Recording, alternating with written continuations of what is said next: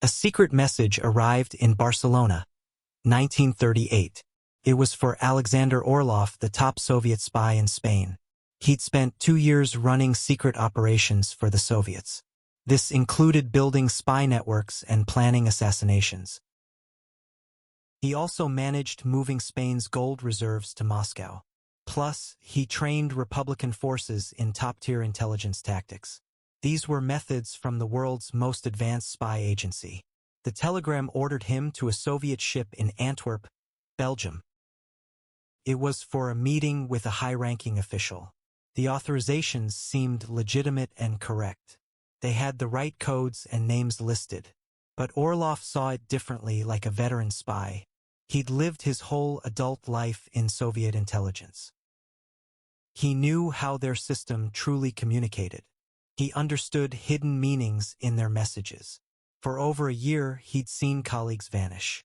Senior NKVD officers, friends for decades, were recalled to Moscow, never to be seen again. He knew what happened on those Soviet ships. He knew that some summons weren't invitations. So Orlov skipped Antwerp. Instead, he packed his essentials and fled with his wife and daughter. They boarded a ship heading for Canada. From there, they eventually made their way to the United States.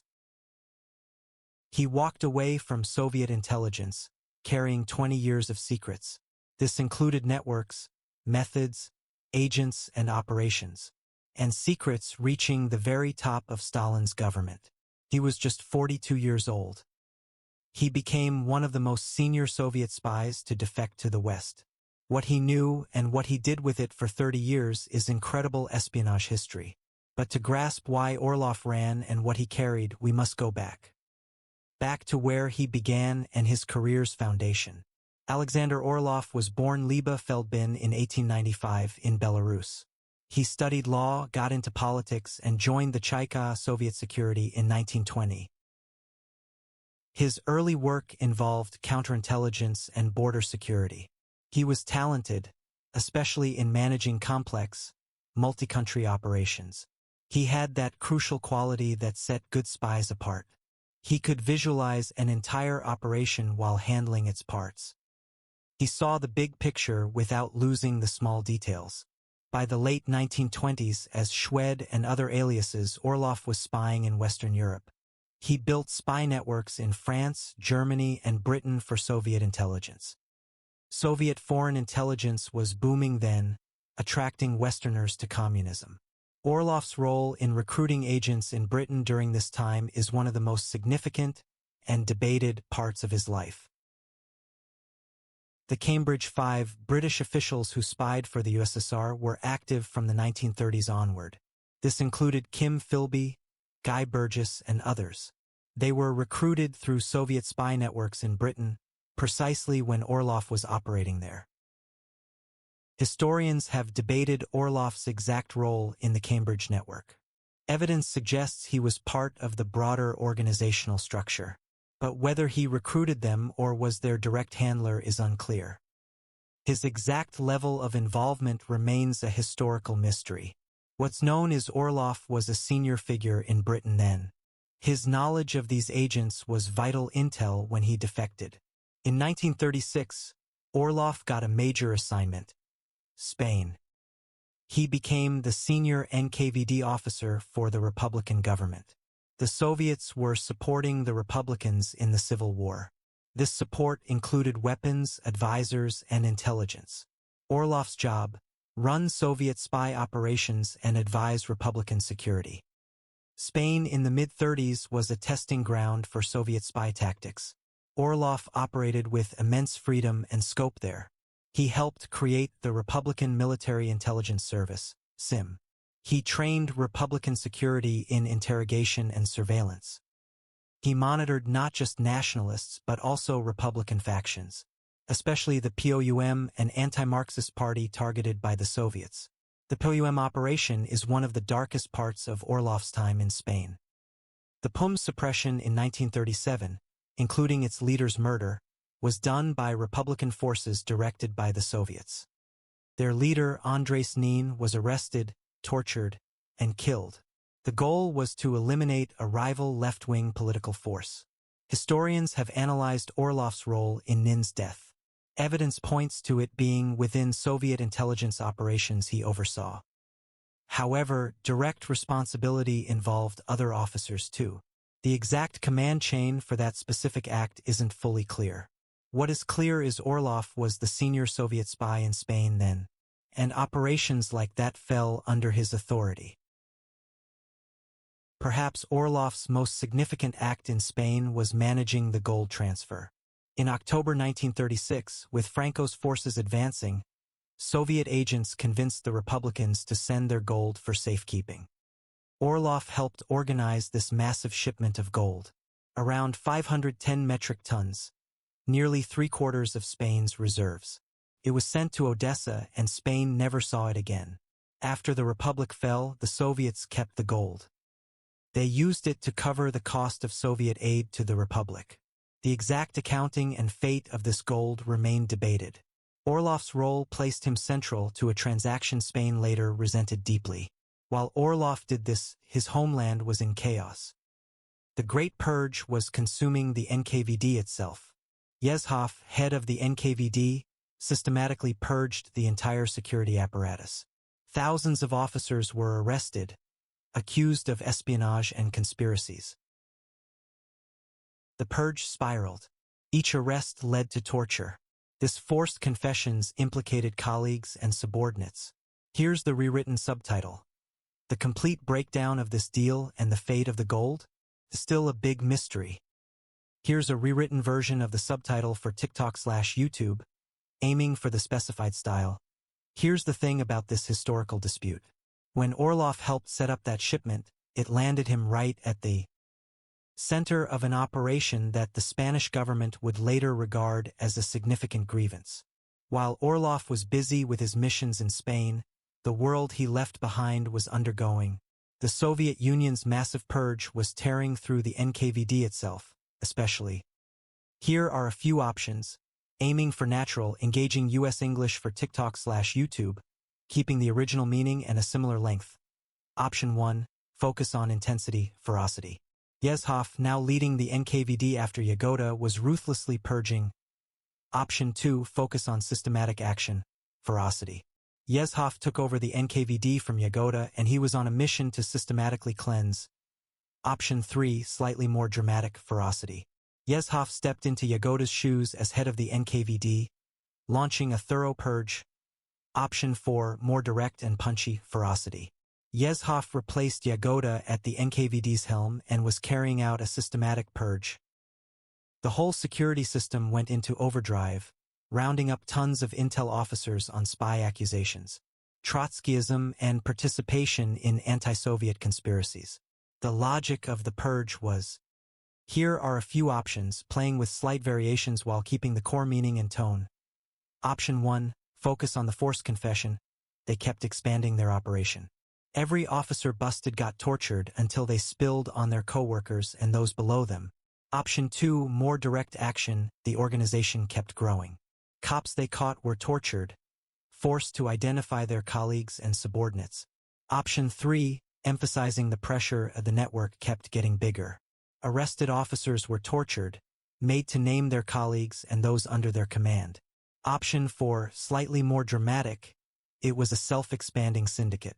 They tortured every officer they arrested, forcing them to rat out colleagues and subordinates. This created ever-widening circles of accusations that spread throughout the entire professional intelligence community. For high-ranking NKVD officers stationed overseas, the purge felt like a series of sudden disappearances. Colleagues who returned to Moscow for regular assignments or meetings would simply stop communicating. Their letters would go unanswered. Their names would vanish from official staff lists. Understanding what was happening came in pieces, through hushed conversations with other officers. They were all trying to interpret the same subtle signs and figure out what was happening to the institution they had dedicated their careers to building.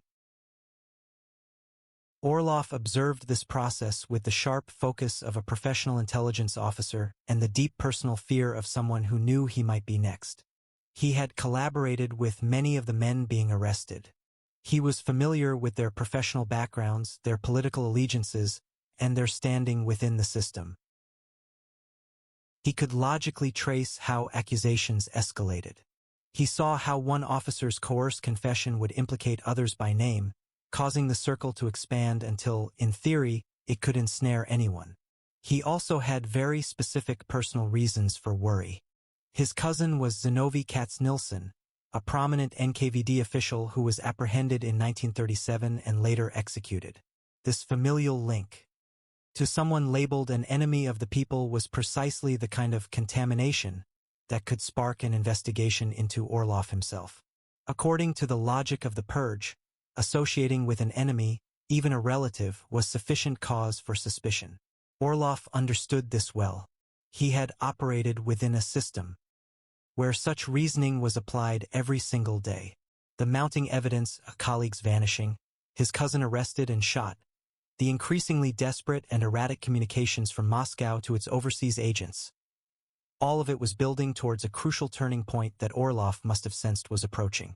The real question wasn't if he would be recalled, but when and whether he'd be sharp enough to recognize the signal when it arrived. When the telegram arrived in July 1938, ordering him to the Soviet ship docked in Antwerp, Orlov made his decision about the timing with incredible swiftness. He likely had only a few days, perhaps even less, before his refusal to comply would trigger an active pursuit. He used that limited time very carefully. Before departing Spain, Orlov took an action that was either a move of extraordinary foresight or immense bravery, or perhaps a combination of both. He penned a letter to Stalin. This letter, which Orlov later recounted in his memoirs, informed Stalin that he knew his summons meant certain death. He had arranged for sensitive Soviet intelligence operation details to be released should he or his family face harm. Furthermore, he stated he was prepared to remain silent about Soviet secrets, provided he and his family were left unharmed. This was a remarkably bold maneuver. Orlov was essentially informing the world's most dangerous man that he intended to defect, threatening repercussions if Stalin retaliated. It was a form of deterrence aimed at ensuring his personal survival, drawing on Orlov's deep understanding of Stalin's mindset and his deepest fears. The threat of exposure, of crucial intelligence operations being compromised, and of agent networks being exposed, was a very real one, and Stalin recognized its gravity. The gamble paid off, at least initially. Instead of dispatching assassination squads after Orlov, Stalin permitted him and his family to vanish into the West without immediate, aggressive pursuit. This was highly unusual. Soviet defectors were typically pursued relentlessly, irrespective of any information they threatened to reveal. The fact that Orlov was largely left undisturbed for years indicates that his threat of exposure was effective, and that he possessed information so critical that Stalin deemed revealing it too high a price to pay. Orlov and his family eventually settled in the United States, initially living discreetly under assumed names, moving periodically to avoid being found. They maintained the extreme vigilance of individuals who intimately understood the operational methods of the organization hunting them. He didn't immediately seek contact with American intelligence. He didn't offer his insights to the FBI or CIA in exchange for protection. He lived for many years in a peculiar in-between state. A former Soviet intelligence chief was living in plain sight in America, known to Stalin but unrecognized by American authorities. His daughter, Vera, passed away in 1940 due to a heart condition that had been diagnosed years prior. This loss deeply affected both him and his wife, Maria. In a life dictated by secrecy and the rigid compartmentalization of his profession, this profound personal sorrow was something he could not manage or control through his usual operational discipline. The period spanning his defection in 1938 to his eventual public appearance in the early 1950s represents one of the most extraordinary chapters in the history of Cold War intelligence. Orlov was in the United States, holding knowledge of immense significance, including crucial details about Soviet infiltration of Western intelligence agencies, information on agent networks that were still active, and insights into the operational methods and organizational structure of Soviet intelligence. Yet, none of this information was being shared with American authorities. The question remains, why did Orlov refrain from approaching the FBI or American intelligence for so many years? The answer involves several contributing factors. The non-aggression pact he had established with Stalin relied on mutual non-interference. Orlov remained silent, and the Soviets did not send assassins after him. Reaching out to American intelligence would have fundamentally altered that dynamic, potentially provoking Soviet retribution. It would have also compelled him to betray agents and operations, some involving individuals who were not his adversaries. These were people he had personally recruited or worked alongside, who had their own motivations, and whose exposure would lead to their ruin. Furthermore, there was the significant question of how American intelligence would handle information concerning Cambridge. Orlov was aware, from his time operating in Britain, of Soviet infiltration at the highest levels of both British and possibly American intelligence. That knowledge carried risks in multiple directions. Exposing it would undoubtedly compromise agent networks and ruin careers, but withholding it while those agents continued their work constituted a form of complicity in the damage they were inflicting. Stalin's death in March 1953 prompted a change in Orlov's strategic thinking. The deterrence agreement had been a personal arrangement, specifically with Stalin, and its terms were partly contingent on Stalin's particular fear of exposure. With Stalin no longer in power, the political environment had shifted significantly enough that Orlov decided it was time to reveal himself to American authorities. He appeared before the Senate Internal Security Subcommittee and provided testimony regarding Soviet intelligence operations and methodologies. His testimony was impactful and meticulously managed. He revealed genuine insights into Soviet intelligence techniques, organizational frameworks, and general operational patterns. He detailed his own career and activities with a level of historical and operational significance that was invaluable. He corroborated information that Western intelligence agencies had already acquired through other channels, adding valuable context and analytical depth. However, he did not disclose everything he knew. Most notably, he omitted any mention, whether in his public testimony or his interactions with American intelligence, of his knowledge regarding the Cambridge Five. Philby, Burgess, McLean, Blunt, and Cairncross continued their careers, with some of them still passing intelligence to the Soviet Union, for years after Orlov emerged from his clandestine existence. Whether Orlov's silence on this specific matter stemmed from a lingering sense of ethical obligation to the individuals he had recruited, or if it served as ongoing personal insurance, or perhaps if his understanding of the Cambridge network was less precise than commonly assumed, remains one of the most intensely debated aspects of intelligence history.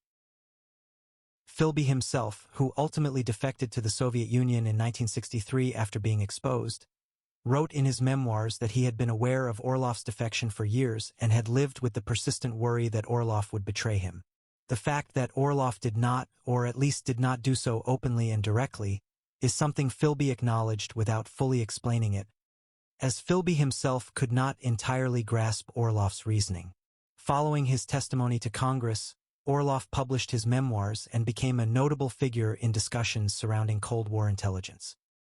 His 1953 book, The Secret History of Stalin's Crimes, drew upon his direct experiences during the Stalin era to present an account of Soviet methods and Soviet transgressions that served as a significant piece of historical documentation. His subsequent book on Soviet intelligence operations was regarded by professionals within Western intelligence circles was handled by experts in Western intelligence, serving as a truly valuable operational guide, written with the confident voice of someone who had actually led major operations. For a time, he was an instructor at the University of Michigan, living a peculiar existence as a former Soviet intelligence chief who had become an academic. This was the man who knew where many secrets were hidden, both figuratively and, at times, quite literally. He lectured American students on international relations and Soviet affairs. He continued to communicate with American intelligence agencies throughout the years, though the full scope of what he shared privately versus publicly has never been completely determined. The extent to which Orlov actually disclosed information to American intelligence, and how much he deliberately kept hidden, is a subject that intelligence historians have been analyzing for decades. This has become particularly true since documents from both Soviet and American archives became more accessible after the Cold War concluded. The question of how much Orlov actually revealed to American intelligence, and how much he continued to conceal, is one that intelligence historians have been examining for decades. This is especially true after documents from Soviet and American archives became more accessible following the Cold War. The overall picture we get is of an individual who chose to cooperate selectively. He disclosed enough to build trust and to meet America's most critical counterintelligence needs. He revealed enough to establish his credibility and address America's most urgent counterintelligence needs, all while safeguarding particular secrets whose exposure would have carried consequences he wasn't willing to face. His personal perspective on his career, the operations he managed, the individuals he recruited, and the choices he made in Spain isn't fully available in the historical records. He protected specific secrets whose revelation would have led to outcomes he absolutely did not want. His own evaluation of his career, the operations he oversaw, the people he brought into his network, and the decisions he made in Spain are not fully accessible through the historical documentation. His public writings portrayed him as someone who had come to terms with his past, or at least presented himself that way. He framed his intelligence work as serving a cause he initially believed in before fully grasping its true nature. He portrayed his intelligence career as service to a cause he believed in before he understood its real nature, and his defection as a moral choice, a rejection of a system he recognized as irredeemably corrupt. Whether that portrayal was truthful or self-serving, and whether it captured the complete complexity of who Alexander Orlov truly was and what he had accomplished, is a matter that the historical record cannot definitively resolve. What the record can confirm is the progression of a life that moved from revolutionary conviction to professional duty, then to personal dread, to escape and reluctant collaboration with former adversaries. This journey captures something fundamental about what it meant to be a high-ranking official within Stalin's intelligence organization. Orlov passed away in Cleveland, Ohio, on March 25, 1973, at the age of 77. He had lived for 20 years after Stalin's death. He had outlived the security arrangements that had protected him. He had outlasted the Soviet state as it existed when he defected. He lived long enough to witness the Cold War's most perilous moments and its gradual, cautious stabilization. He died in America, a nation that never truly felt like his own, having spent 35 years living with the burden of his knowledge and his past actions. His wife, Maria, survived him. She had shared his defection, their years of hiding, his transition into American public life, the sorrow of losing their daughter, and all the decades of a life lived in a peculiar state of limbo, belonging fully to neither the world he left behind, nor the one he had entered. The Soviet regime Orlov had served officially removed him from its histories in the typical manner. His name vanished from official records. His contributions to Soviet intelligence operations were not acknowledged. The agent networks he established, the operations he led, and the institutional knowledge he contributed to the growth of Soviet intelligence were all credited to others or simply omitted.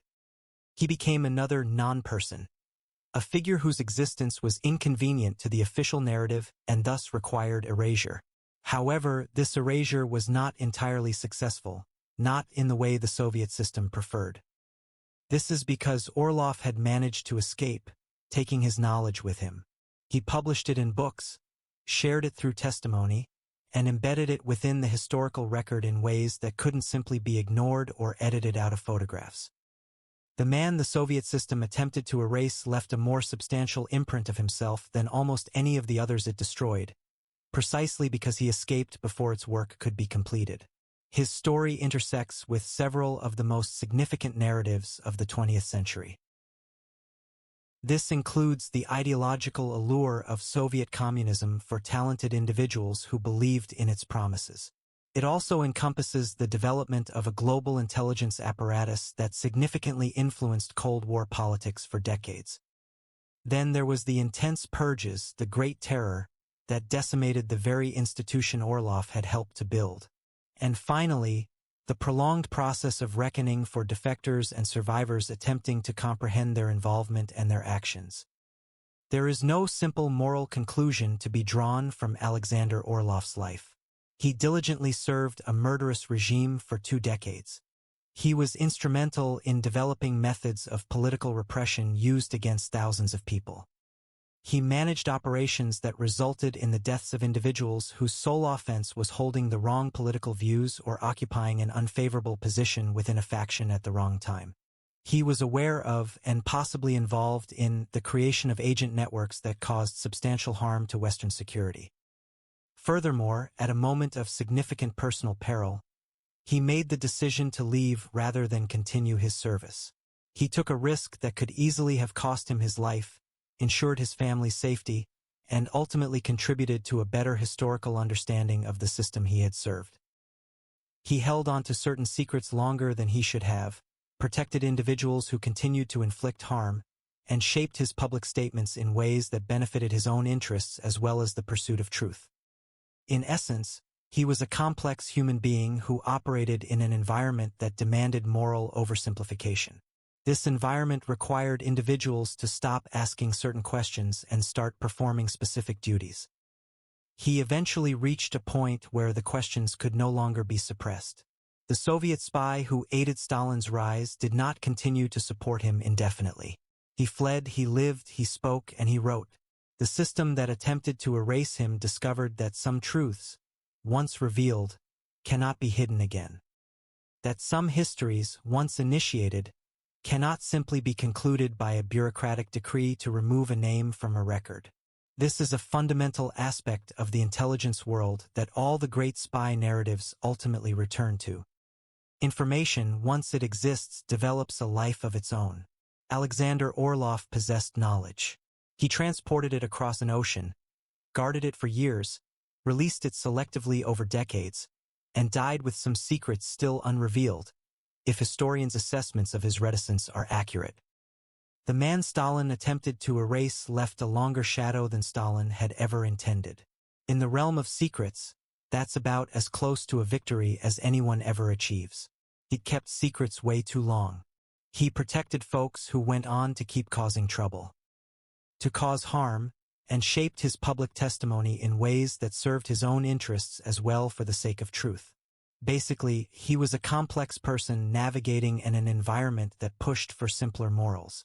It made you stop asking specific questions and began to carry out specific tasks, leading them to a point where inquiries it couldn't be contained any longer.